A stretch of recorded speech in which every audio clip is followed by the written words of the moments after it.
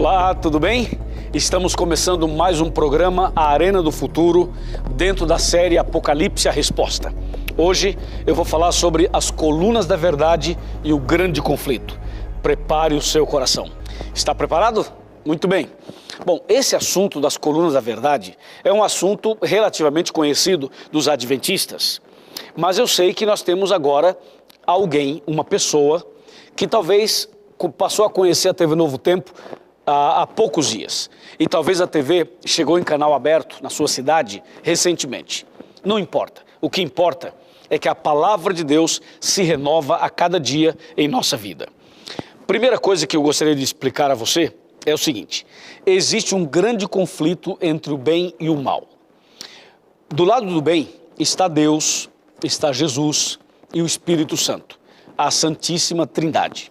Do lado do mal está Satanás. Só que o lado do mal também é representado por uma trindade que aparece em Apocalipse 16.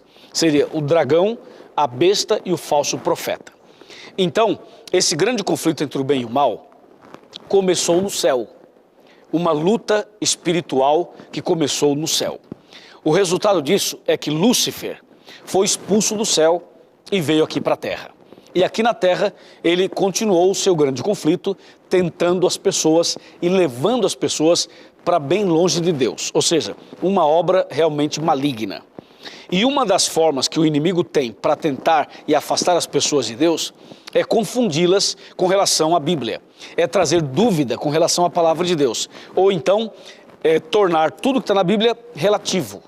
E hoje, essa visão de que tudo é relativo tornou-se uma epidemia, especialmente nas faculdades, nas universidades, entre os adolescentes, os jovens e também no meio de pessoas de certa influência, no caso, o meio artístico. Para as pessoas em geral, as pessoas de mente moderna ou pós-moderna, a maioria tem essa visão do relativismo, de que tudo é relativo. Algumas pessoas jamais admitiriam a possibilidade de que existe uma verdade absoluta. Para muitas pessoas, isso não existe. Isso seria uma conversa de pessoas evangélicas, de pessoas crentes ou protestantes. Então, para elas, é assim: existe a sua verdade e existe a minha verdade. Para elas, esse negócio de que Deus apresenta uma verdade na Bíblia é inconcebível. Mas eu quero que você saiba que nós cristãos, que também somos inteligentes, no meio cristão, que também tem faculdades, universidades, também tem doutores, tem pessoas que fizeram pós-doutorado, nós temos PhDs, nós temos uma estrutura em todo o mundo de pessoas cristãs que servem a Deus, que são pessoas extremamente capazes, pessoas extremamente inteligentes. Essas pessoas são capazes de acreditarem numa verdade absoluta. E hoje eu quero mostrar a você que na Bíblia existe uma verdade absoluta. E eu vou lhe mostrar isso através de 5 colunas, 5 estruturas bíblicas que apresentam para nós toda a verdade, que seria a base para a sua crença, para a minha crença e também para as doutrinas as quais a gente prega e também a gente acredita. Vamos abrir a Bíblia comigo no Evangelho de João, no capítulo 16, verso 13. Diz assim: quando vier, porém, o Espírito da verdade, ele vos guiará a toda a verdade, porque não falará por si mesmo, mas dirá tudo o que tiver ouvido e vos anunciará as coisas que hão de vir. Esse texto é extremamente significativo. Ele mostra que existe uma verdade, e a Bíblia afirma: quando vier o Espírito da verdade, ele vos guiará a toda a verdade. 2 coisas. Primeira, a Bíblia chama Espírito da verdade. Por que a palavra de Deus chega a dizer Espírito da verdade? Por que não diz assim só Espírito? É porque existe o espírito da mentira. Por isso a palavra de Deus faz questão de afirmar Espírito da verdade. Ok? Então, segundo, esse Espírito guiaria cada um de nós a toda a verdade. Lembre-se que essa palavra toda está no plural. Essa palavra toda está no coletivo. Essa palavra toda mostra um conjunto de coisas. Portanto, A verdade bíblica é formada por um conjunto de características, um conjunto de versículos que juntos formam o que João chama de toda verdade. Eu vou lhe mostrar então alguns detalhes. Primeiro já vou dizer para você quais são as colunas da verdade. Número um, a verdade é Deus. Número 2, a verdade é Jesus Cristo. Número 3, a verdade é o Espírito Santo. Número 4, a verdade é a palavra de Deus, a Bíblia. E número 5, a verdade são os 10 mandamentos. Ficou claro? Aí você já tem, de maneira resumida, as 5 colunas da verdade. Em cima dessas colunas entram e aparecem todas as doutrinas da Bíblia. Doutrina da volta de Jesus, doutrina da salvação, doutrina do santuário, doutrina da alimentação, doutrina da conduta cristã, todas as doutrinas bíblicas dependem dessas 5 colunas, que são a estrutura para que elas tenham realmente uma sustentação. Agora, onde está escrito na Bíblia que Deus é verdade? Está escrito em Jeremias capítulo 10, verso 10. Na versão João Ferreira de Almeida, atualizada, a frase usada é: tu és verdadeiramente Deus. Na Bíblia João Ferreira de Almeida corrigida, diz assim: Deus é a verdade. O texto é Jeremias 10, 10. Eu convido você a abrir a Bíblia comigo para ler esse texto e comprovar que Deus é a verdade. Vamos aqui, Jeremias, muito bem, capítulo 10, verso 10. Mas o Senhor é verdadeiramente Deus. Ele é o Rei, Ele é o Deus vivo e o Rei eterno. Do seu furor treme a terra, e as nações não podem suportar a sua indignação.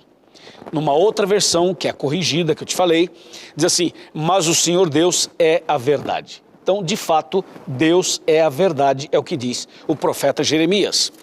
Com respeito a Jesus Cristo, vamos abrir a Bíblia em João 14, verso 6, que diz assim: respondeu-lhe Jesus: eu sou o caminho e a verdade e a vida.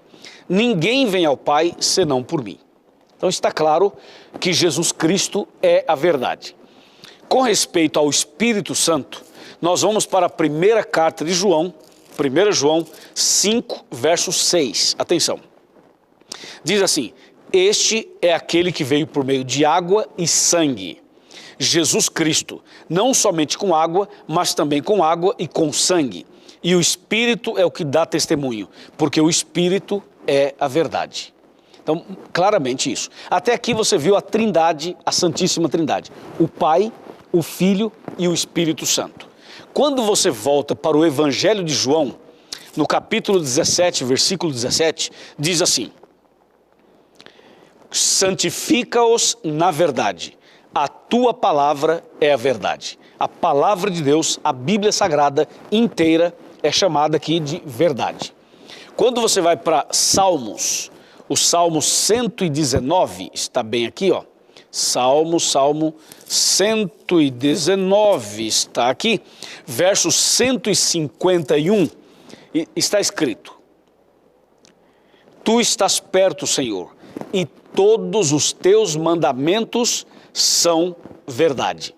Quando você lê o verso 142, diz assim: a tua justiça é justiça eterna e a tua lei é a própria verdade. Muito bem. Então assim está comprovado biblicamente as 5 colunas da verdade. Vamos repetir agora, e você pode repetir aí na sua casa, você pode interagir comigo, você pode falar comigo. São 5, lembra? A primeira é Deus, Jeremias 10, 10. A segunda é Jesus Cristo, João 14, 6. A terceira, o Espírito Santo, 1 João 5, verso 6. A quarta, a Bíblia Sagrada, João 17, 17. A quinta, os 10 mandamentos, Salmo 119, versos 151 e verso 142. Pois bem, então aí você tem o que João chama de toda a verdade, as colunas da verdade. Agora, tem uma pergunta muito interessante, agora eu já entro no grande conflito, porque o tema é as colunas da verdade e o grande conflito. Veja, no grande conflito entre o bem e o mal, a gente pensa e pergunta: qual seria ou qual é o plano de Deus para mim e para você em relação às verdades? a sua verdade. E qual seria o plano de Satanás, ou a estratégia de Satanás, com relação à verdade em nossa vida? Então agora você vai ver o grande conflito e as colunas da verdade. Vamos começar falando de Deus. João 8,32. Esse texto nos mostra claramente o plano de Deus para mim e para você com relação à sua verdade. Diz assim: e conhecereis a verdade, e a verdade vos libertará. Então, vamos com calma, vamos analisar isto. Conhecereis a verdade vos libertará. Então, o plano de Deus é que você conheça a verdade e seja livre, seja liberto de toda a armadilha do inimigo e, claro, liberto do pecado. A pergunta é, como alguém poderia conhecer a verdade? Qual é a orientação da palavra de Deus? Você sabe que a gente pode conhecer uma pessoa ou alguma coisa de duas maneiras. Apenas pela teoria ou por relacionamento. Ou seja, teoricamente ou pela prática. E o que Deus quer de nós é que nós o conheçamos das duas maneiras. Pela leitura, pela teoria, buscando o conhecimento, e pela prática, colocando em prática o que a gente aprendeu. Por exemplo, conhecereis a verdade. Primeira parte, nós precisamos conhecer a Deus. Você precisa conhecer a Deus. E conhecer a Deus é muito mais do que ter uma informação a respeito dele. Conhecer a Deus é também ter as informações a respeito dele, mas mais do que isso, é você conviver com ele. É você ser amigo de Deus, como foi Abraão. A propósito, você é amigo de Deus? Você é amiga de Deus? Você anda com ele? Você convive com ele? Você se relaciona com ele? Sim ou não? Veja que a Bíblia é clara, conhecereis a verdade. Então, você precisa conhecer a Deus e conhecê-lo muito mais do que pela teoria e muito mais pela prática. Segundo, Jesus Cristo. Nós precisamos conhecer a Jesus Cristo dessas duas formas, lendo e convivendo com ele. Dá para conviver com Jesus? Claro que dá. Dá para caminhar, dá para viver sendo amigo de Jesus? Sim, claro que dá. Como os 12 apóstolos. Jesus chamou os 12 e os 12 seguiam a Jesus todo o tempo. Eles eram seguidores de Jesus. Mais do que isso, eles eram amigos de Jesus.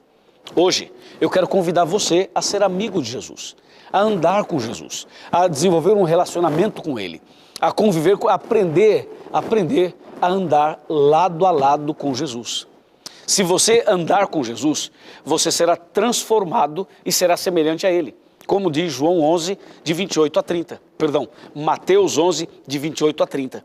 Quando o próprio Jesus fala assim: vinde a mim, você que está cansado e oprimido, eu vos aliviarei. Aí ele fala: tomai sobre vós o meu jugo, aprendei de mim, que sou manso e humilde de coração. O que Jesus está fazendo é convidando você e eu para sermos amigos íntimos dele, para andarmos com ele todos os dias. E essa convivência, esse relacionamento, vai transformar o nosso coração, o nosso caráter, para sermos mais semelhantes a Jesus. E número 3, o Espírito Santo. Você e eu precisamos conhecê-lo mais e melhor. Como é que a gente conhece, por exemplo, um alimento? Como você sabe se o alimento está bom ou não está bom? Se está salgado ou se está sem sal? Como é que você sabe se o alimento está apetitoso ou não? Você precisa preparar o alimento, você sente o cheiro do alimento, até aí está tranquilo. Mas enquanto você não prova o alimento, enquanto você não coloca na boca o alimento, você não sabe se ele realmente está bom.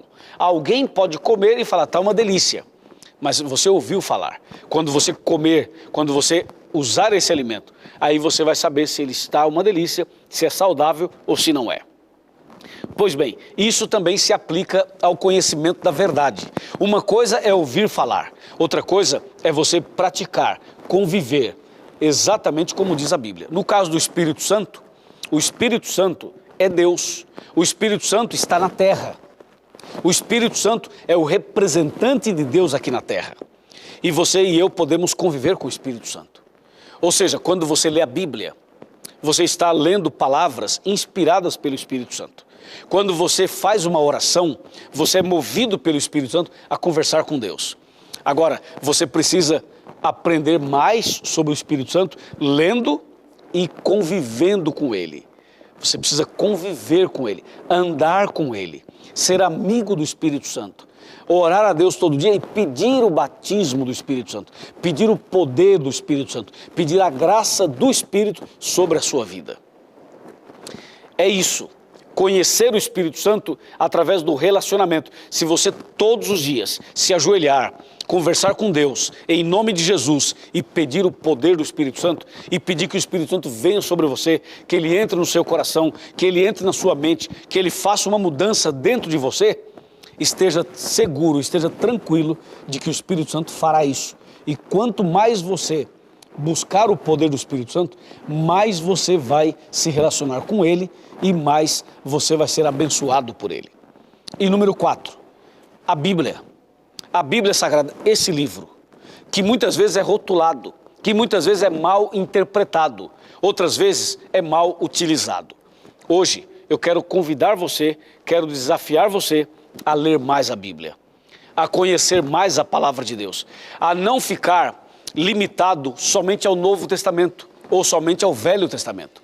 Porque muitas pessoas, elas limitam e dizem assim, eu só creio no Novo ou eu só creio no Velho Testamento. Não, nós cremos em toda a Bíblia.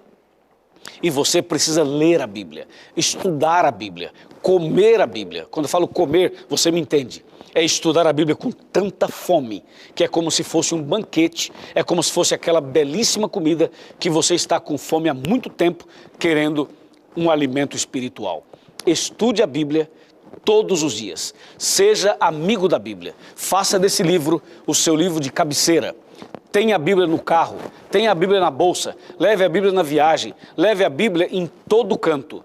E esse livro será o seu manual de sobrevivência. Amém? E finalmente os 10 mandamentos. Os 10 mandamentos não podem ser teoria, devem ser praticados, obedecidos. Você precisa obedecer os 10 mandamentos. Eu disse 10, a Bíblia fala 10, não são 9. Não são 2, não é 1, não são 5, são os 10 mandamentos. Ou seja, nós precisamos obedecer a Deus, precisamos praticar as verdades e assim vai se cumprir a promessa. E conhecereis a verdade e a verdade vos libertará. É dessa maneira. Depois do intervalo, eu vou mostrar o que o inimigo planejou para atacar a verdade e para colocar a sua vida e a minha vida por terra em relação à palavra de Deus. Já já eu volto com você.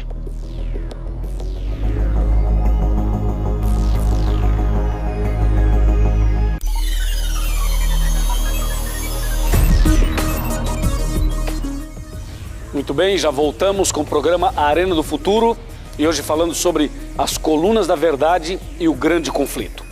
No primeiro bloco, nós tratamos até o momento em que a gente viu a vontade de Deus para conosco em relação às colunas da verdade.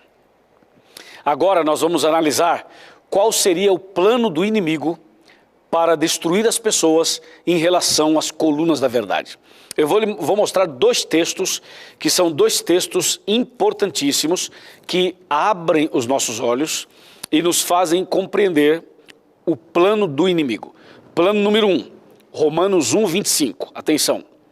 Pois eles mudaram a verdade de Deus em mentira, adorando e servindo a criatura em lugar do Criador, o qual é bendito eternamente. Amém. Então, primeiro detalhe do plano do inimigo é mudar a verdade em mentira. Ou seja, veja que interessante. A princípio, o inimigo quer fazer mudanças. Mudança significa assim, ele quer misturar o certo com o errado, a luz com as trevas, a verdade com a mentira. Ele quer tentar misturar os dois para confundir as pessoas. E ele quer também mudar. Esse mudar não significa mudar totalmente, mas significa mudar parcialmente. Ou seja, o inimigo, de maneira até inteligente, ele usa uma estratégia que realmente enganaria muitas, mas muitas pessoas. Por exemplo, ao invés do inimigo falar assim, não, a Bíblia não presta, não leia a Bíblia, não vale a pena. Ao invés dele falar isso, ele diria o seguinte, estude a Bíblia, mas não precisa estudar muito, entendeu? Não precisa ler muito a Bíblia. Percebe? O inimigo, ao invés de falar assim, não, esse negócio de igreja está por fora, não existe. O inimigo diz assim, não, você até pode frequentar a igreja, mas não precisa frequentar muito, entendeu? Vai de vez em quando, assim, tá bom. Bom, os 10 mandamentos. O inimigo não vai dizer assim, não, não precisa guardar os 10 mandamentos. Ele até fala isso em alguns momentos. Mas, em regra geral, ele fala assim, não, se você guardar 8, tá bom. Guardar 7, tá bom. 9, tá bem. Agora esse negócio de ser fanático, entendeu? Tem que obedecer tudo. Isso não precisa. Então, é dessa forma que o inimigo vai mudando as verdades de Deus em mentira. Ele vai, é igual marido e mulher, né? Não, você é casado, tudo bem, mas também, não, sabe, todo homem é infiel, toda mulher é infiel, não se preocupe, tem uma vez uma saída aqui, um adultério ali, uma traição acolá. Quer dizer, é aquele negócio, não precisa ser tão certinho também. Essa é a visão diabólica, essa é a visão do mal. Por isso que Romanos chama a nossa atenção e diz assim, Paulo escrevendo aos Romanos, fala assim, ó, o inimigo, ele vai mudar a verdade de Deus em mentira, vai levar a pessoa a adorar a criatura no lugar do Criador. Entendeu? Quer dizer, o inimigo não iria lutar para eliminar a adoração, ele só iria redirecionar para a pessoa adorar a criatura e não o Criador. Então você percebe que a estratégia é terrível. E a arapuca está armada. Mas tem um outro aspecto da estratégia do inimigo com relação à verdade. E essa agora é mais contundente, é mais direta, é mais agressiva, é mais, assim, descarada, eu diria. Vamos abrir a Bíblia em Daniel, capítulo 8, versículo 12, que diz assim: o exército lhe foi entregue com um sacrifício diário, por causa das transgressões, e deitou por terra a verdade, e o que fez prosperou. Esse verso, ele é mais direto, ele diz assim, o plano do inimigo é jogar a verdade por terra. Agora veja, quando a Bíblia diz jogar a verdade por terra, não significa necessariamente eliminar a verdade da face da terra, não é isso. Aliás, o inimigo não pode fazer isso, ele não tem poder para fazer isso. O que é que o inimigo faz? Foi o que eu falei anteriormente. Ele tenta misturar o certo com o errado, a verdade com a mentira, o santo com o profano. É isso que ele tenta fazer. Aqui diz, lançou ou jogou a verdade por terra, fez isso e prosperou. Quando aconteceu isso? Isso aconteceu no passado. E de uma maneira mais acentuada, ocorreu na Idade Média. Na Idade Média, o inimigo pisou na verdade. Só que tem um detalhe. Quando a Bíblia diz, lançou a verdade por terra, fez isso e prosperou, vamos analisar, qual é a primeira verdade? Não é Deus? Ok, o inimigo pode jogar Deus por terra? Diz para mim. Não, obviamente que não. Então, se o inimigo não pode jogar Deus por terra, como entender esse texto relacionado à primeira verdade que é Deus? Ou não se refere a isso? Claro que se refere. Só que o inimigo não pode lutar contra Deus. Ele não tem poder para isso. Mas o inimigo pode desviar a adoração do homem, que seria dada a Deus, e desviar a adoração para o homem adorar outro homem, adorar um poder, adorar a criatura, adorar coisas, adorar imagens, adorar santos, adorar outra coisa qualquer. Então, quando o inimigo desvia a adoração que deveria ser dada a Deus ou prestada a Deus, o inimigo desvia para uma outra coisa, uma outra direção, ele está, sim, Senhor, jogando a verdade de Deus ou sobre Deus por terra. Existem muitas pessoas, mas muitas pessoas que não adoram a Deus e que acabam adorando outras coisas, outros seres, outras pessoas, astros, animais e por aí vai. Você vai para a Índia, aqui no Brasil mesmo, você vai para a América do Sul, você vê de tudo. Vários tipos de pessoas adorando coisas diferentes, objetos diferentes, pessoas diferentes. E tudo isso mostra e comprova o que a profecia já dizia. Lançou a verdade por terra, fez isso e prosperou. O inimigo lutaria contra a verdade sobre Jesus. Por exemplo, a Bíblia fala que não há salvação em nenhum outro debaixo do céu, a não ser por Jesus Cristo. O próprio Jesus disse, eu sou o caminho, a verdade e a vida, ninguém vem ao Pai senão por mim. Mas você sabe, né, que as pessoas criaram por aí santos, intercessores, pessoas que se apresentam como se fossem intercessoras.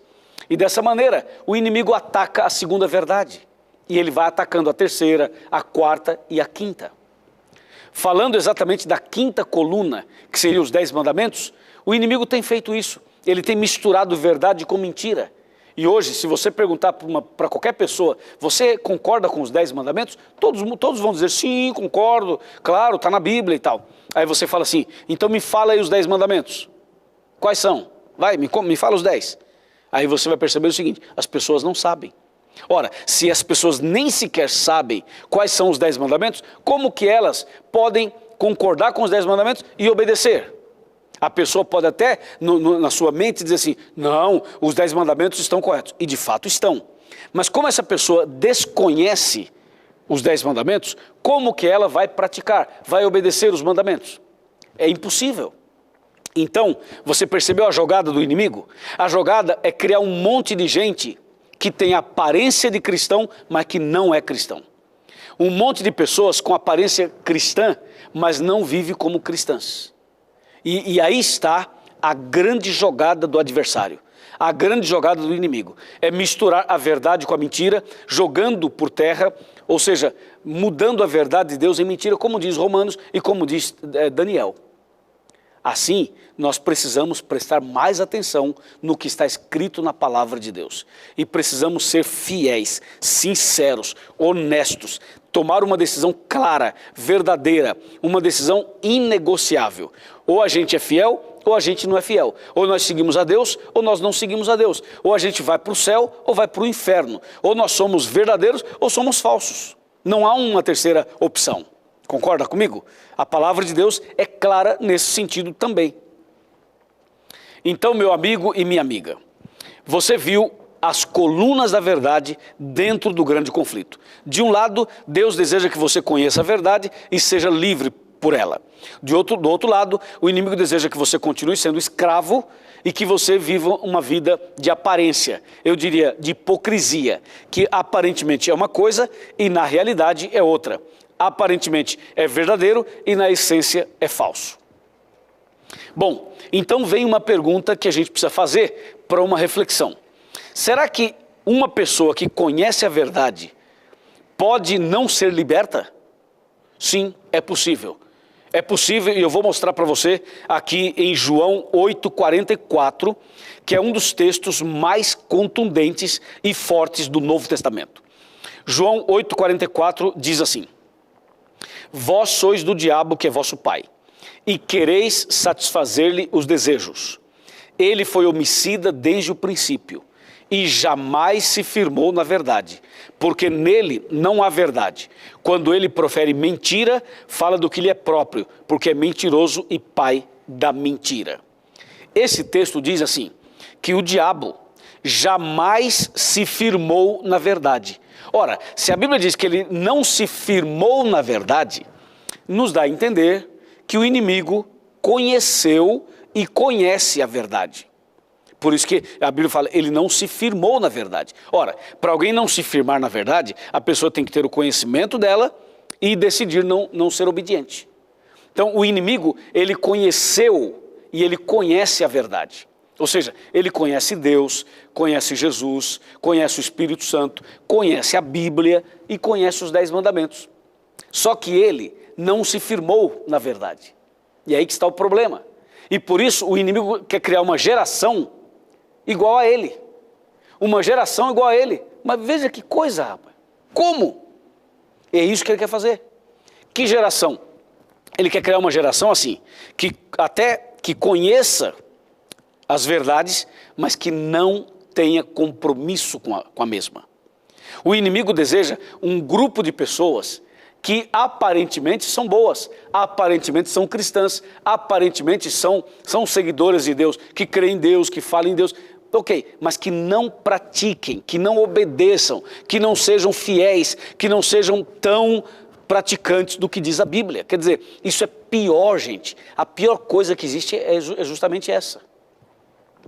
É justamente essa, é a pessoa ter aparência de cordeiro e viver como dragão. É ter aparência de cristão e não ser cristão. É ter aparência de verdadeiro e ser falso. Deus, atenção, Deus quer que você e eu sejamos fiéis, verdadeiros ao que diz a Bíblia. O inimigo quer criar uma geração como ele, o espelho dele, os seguidores dele, que é o que está aqui em João 8,44. Jamais se firmou na verdade. E aqui entre nós dois, presta atenção. Está assim ó, de gente que se diz cristã ou cristãs e não são de verdade. Aliás, é por esse motivo que tem muita gente sincera, tem muita gente honesta, gente fiel, gente de bem, que não quer frequentar nenhuma igreja. Tem muita gente de bom coração, homens e mulheres de Deus, que decidiram não frequentar nenhuma igreja. Sabe por quê? Porque eles percebem que as pessoas falam uma coisa e vivem outra. Eles sabem que as pessoas têm aparência de cristãs, mas não são cristãs. Então, tem gente que diz assim, quer saber? Se for para viver desse jeito, eu prefiro ficar na minha casa. E talvez eu esteja falando para uma pessoa assim. Eu esteja pregando para um homem, para uma mulher, exatamente dentro desse contexto. Você que se cansou, você que desanimou de tanto buscar igreja, frequentar igreja e tentar encontrar pessoas fiéis e não encontrando, decidiu ficar em casa. Com você, eu quero falar ainda hoje. Eu tenho uma mensagem da palavra de Deus para você. Então fique atento e preste atenção. Agora, ficou claro, né? Está claro as colunas da verdade dentro do grande conflito. Agora, temos que pensar numa outra questão, uma pergunta que nos leva ao passo seguinte do estudo de hoje. Olha a pergunta. Quais seriam as armas de Deus para levar sua verdade a todo mundo? E quais seriam as armas do inimigo para pisar na verdade? Essas duas perguntas precisam ser estudadas não só em um programa, em vários programas, e nós faremos isso. Amigo, você está no Arena do Futuro, você está estudando conosco as profecias do Apocalipse, você está estudando a série Apocalipse a Resposta, e hoje eu estou lhe mostrando as colunas da verdade dentro do grande conflito. Já eu volto para o terceiro bloco, onde nós vamos estudar um pouco mais esse importante tema. Até já!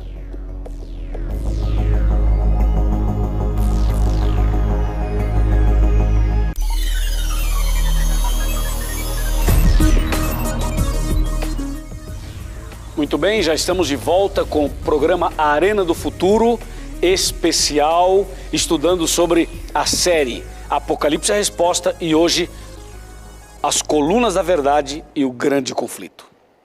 Meu amigo e minha amiga, agora vamos analisar um outro aspecto desse tema. Você sabe que Jesus ama você. Você sabe que Deus criou esse mundo. E após a entrada do pecado nele, Deus revelou o plano da salvação.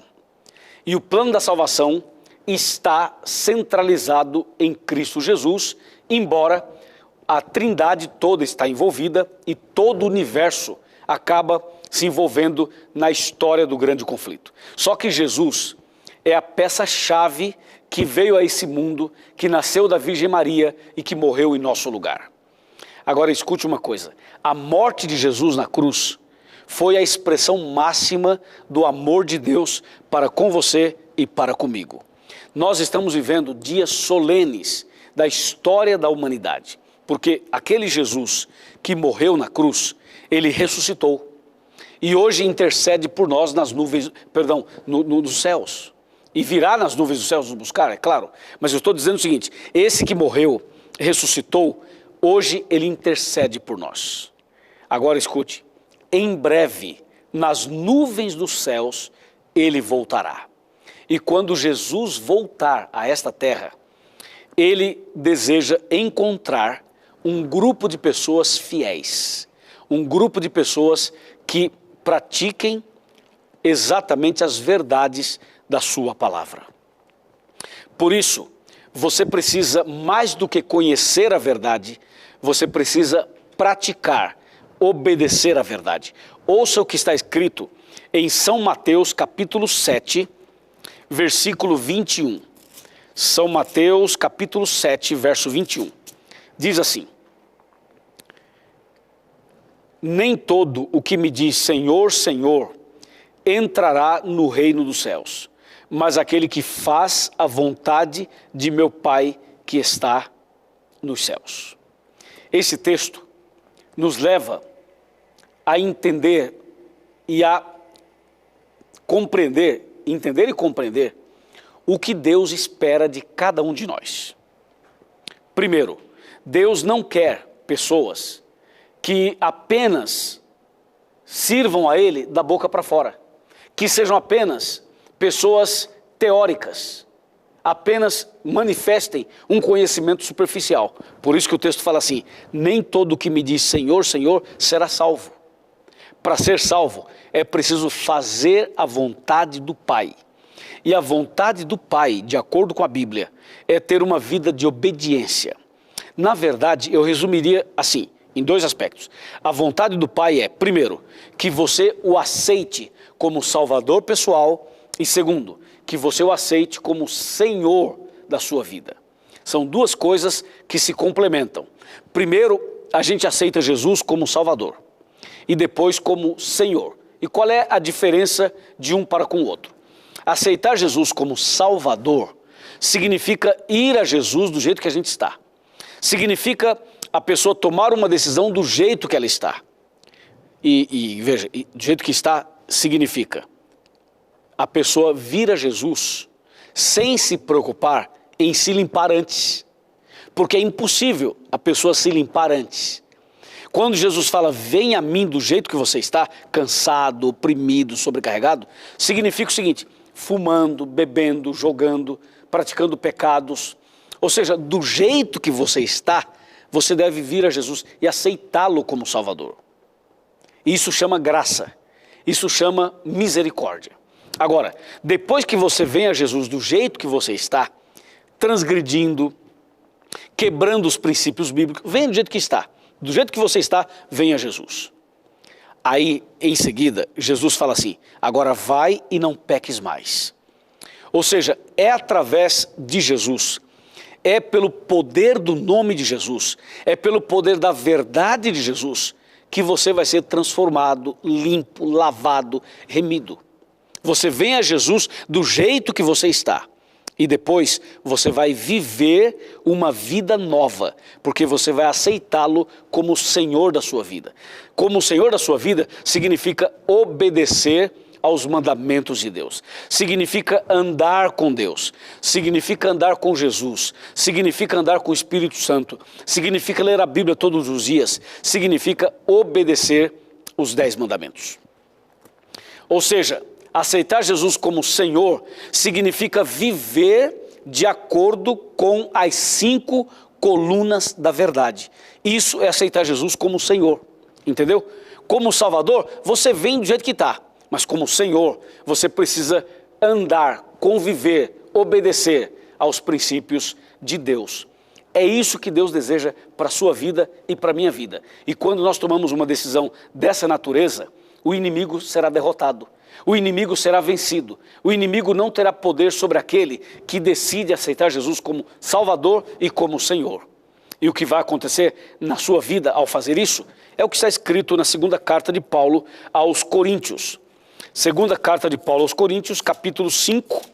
Aqui está, capítulo 5, verso 17. Ouça.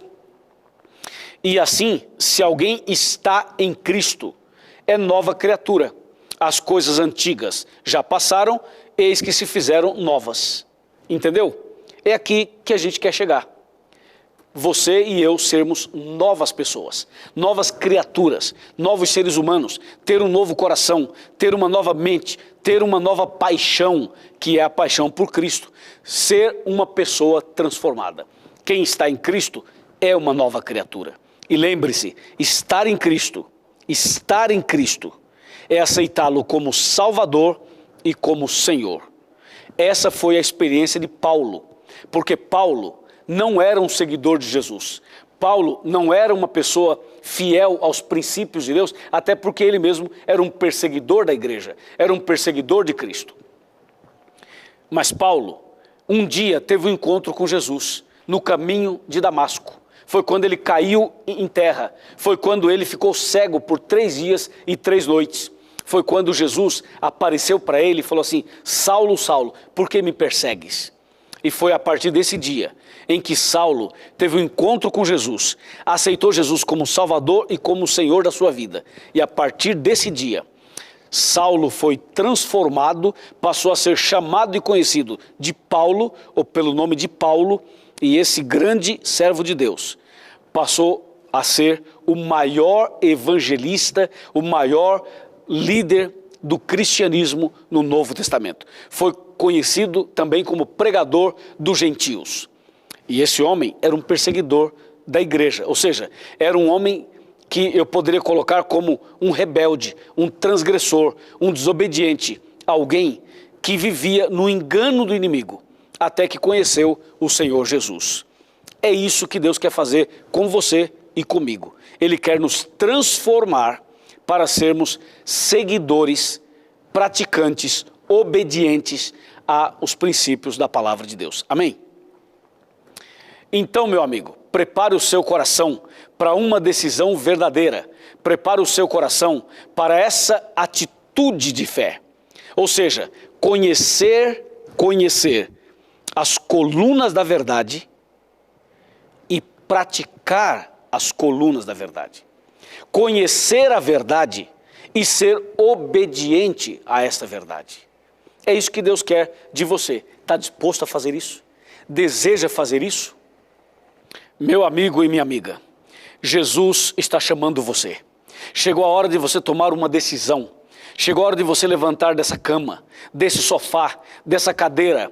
Chegou a hora de você levantar espiritualmente, começar tudo de novo, começar uma nova vida, reiniciar, entendeu? Às vezes tem que deletar coisas do passado, então deleta. Mas se você deseja hoje começar uma vida nova de obediência às colunas da verdade, não de teoria, não de aparência, não de hipocrisia, mas de verdade, de fato, então Deus está chamando você.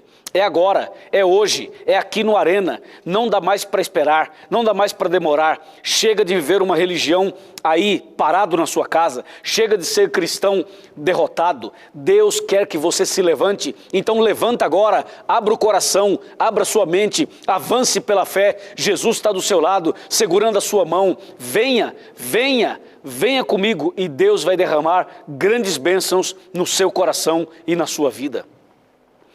Esse é o chamado de Deus para você, essa é a hora de você recomeçar, essa é a hora de você se levantar em nome de Jesus. Eu sei que você tem lutas, eu sei que você tem problemas, eu sei que o inimigo tem lutado para você não avançar, mas o inimigo está derrotado. Cristo já te deu a vitória, Cristo já te deu a solução na cruz. Agora aceite, abrace, abra o coração, se entregue, permita que Deus faça o milagre que você tanto precisa no coração. Hoje eu vou orar por você, hoje nós vamos entregar sua vida nas mãos de Deus. No programa de hoje, você precisa, no final dele, agora, tomar esta postura, tomar essa decisão e entregar sua vida ao Senhor Jesus. Amém? É isso que Deus quer para você, é isso que Deus quer para mim. Então, eu quero conversar com você agora de coração para coração. É aquela conversa pastoral, de pastor para ovelha. Eu vou sentar na minha cadeira, no meu sofá, e a gente vai ter essa conversa mais intimamente, como uma família, como irmãos realmente. Quando eu sento aqui, é como se eu tivesse sentado na sala da sua casa, na intimidade do seu lar. Muito obrigado por estar conosco. E para essa conversa, eu lhe convido a chegar mais perto. Eu convido você a chegar bem pertinho de mim. Ou seja, eu quero que você se aproxime. Pega essa cadeira, põe a cadeira mais perto da televisão, vem. Puxa o sofá, chega mais pertinho da televisão. Não precisa também botar o rosto, né, na televisão, mas você pode chegar mais perto. Chega mais perto. Sabe, meu amigo e minha amiga, Deus sabe que você e eu estamos no centro do grande conflito. Ou seja, Deus ama você e deseja te salvar. O inimigo odeia você e deseja que você se perca. E você e eu estamos no centro do conflito. Só que tem uma coisa que só eu e você temos: o poder da escolha, o poder da decisão. Esse poder da escolha, nem Deus pode interferir e nem o diabo. A decisão é nossa, porque Deus, nosso maravilhoso Pai, nos deu o livre arbítrio, ou seja, a liberdade de escolha, a liberdade de decisão. Hoje, você pode fazer uso da sua liberdade de escolha para escolher seguir a Jesus, para escolher se entregar a Jesus. Você deseja fazer isso? Você quer nascer de novo? Você quer ser batizado? Você quer realmente a partir de agora confirmar essa decisão? Amém. Meus parabéns. Eu vou orar por você. Vou orar por sua família. E depois dessa oração, procure a Igreja Adventista do Sétimo Dia, mais perto da sua casa, e diga ao pastor, aos anciãos, aos irmãos, que eu, pastor Luiz Gonçalves, estou convidando você para ir à igreja.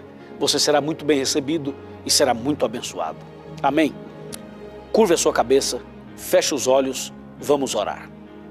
Senhor nosso Deus, Pai Todo-Poderoso, obrigado pelo programa de hoje. Nós queremos viver de acordo com a Tua verdade. Nós não queremos, ó Pai, ser enganados pelo inimigo. Abençoa essa pessoa, esse casal, essa família. Usa, Senhor, cada uma dessas pessoas como instrumento para levar a Tua palavra a outros. Mas antes, que através da Tua graça, através do poder do Espírito Santo, essa pessoa confirme a decisão tomada no programa de hoje. Eu o entrego nas Tuas mãos, em nome do Senhor Jesus. Amém.